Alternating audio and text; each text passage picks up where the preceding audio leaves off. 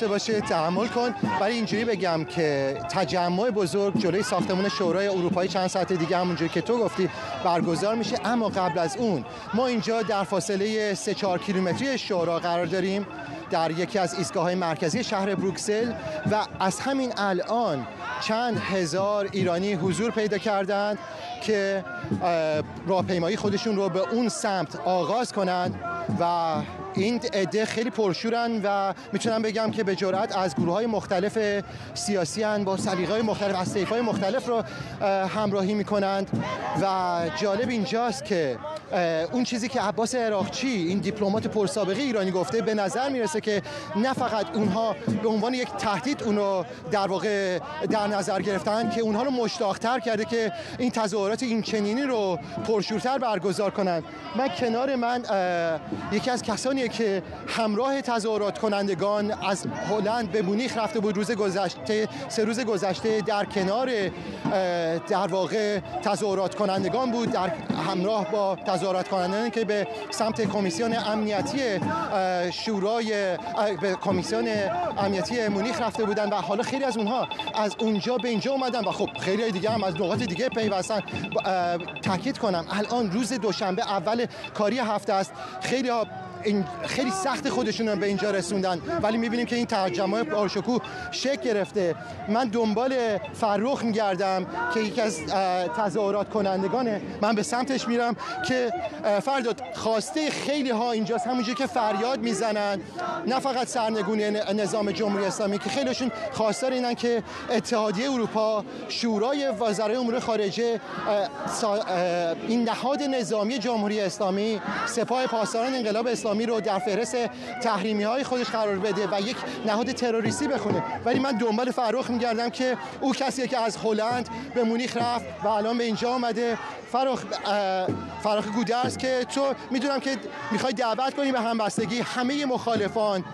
دلیل حضورت در این تجمعات پشت سر هم چیه؟ غیر از خیلی دیگه هم این کارو کردن. لطفاً به من بگو. دلیل اصلی اینه که سپاه پاسداران رو در لیست تروریستی قرار بدن و نهایتاً با جمهوری اسلامی به هیچ عنوان مماشات نکنن، چون جمهوری اسلامی از ابتدای فتنه 57 هیچ گونه مشروعیتی نداشته و ما پادشاه خواهان دست دوستی دراز میکنیم برای همه دگراندیشان که در کنار همدیگه با دشمن اصلیمون جمهوری اسلامی بجنگیم. شما خودتون یک پادشاه خواه و دموکرات معرفی میکنید. بچه مشترک تمام گروه‌های مخالف جمهوری اسلامی صرفاً مخالفت با جمهوری اسلامی نیست، خیلی چیزای دیگه است. اونا چیه که چه چیزایی که مخالفان میتونن با هم خودشون رو همراه کنن و هم بسته؟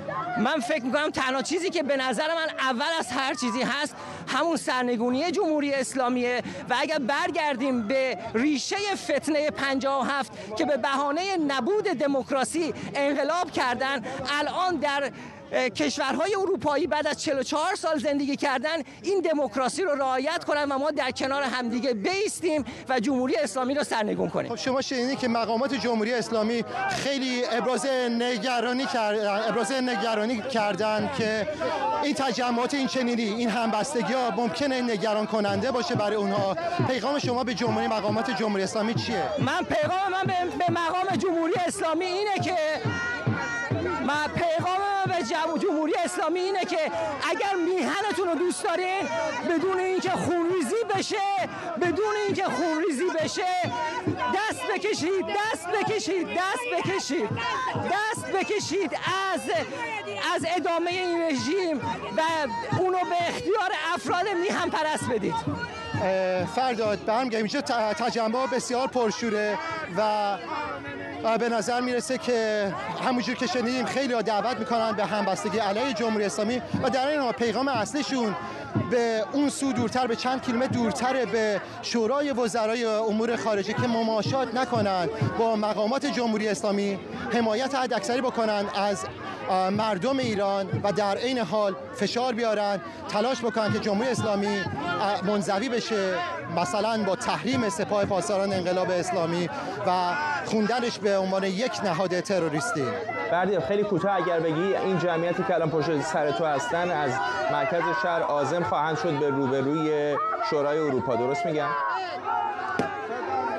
دقیقاً ما فکر کنم 3 کیلومتر پیاده بریم و به سمت شورای اروپا بریم و اونجا تجمعی برگزار میشه که سخنرانانی خواهند داشت که چهره‌های سرشناس دموکراسی خواهی خارج از ایرانن و بعدش هم اونجا مراسم دیگه‌ای برگزار میشه. فرد همونجا هم که میفهمی خیلی پرشور و پرحرارتن و امیدوارم که نخورم زمین، ولی این تجمع برای 1-2 ساعت ما این راهپیمایی ادامه میدیم تا اون تجمع اونجا شکل بگیره.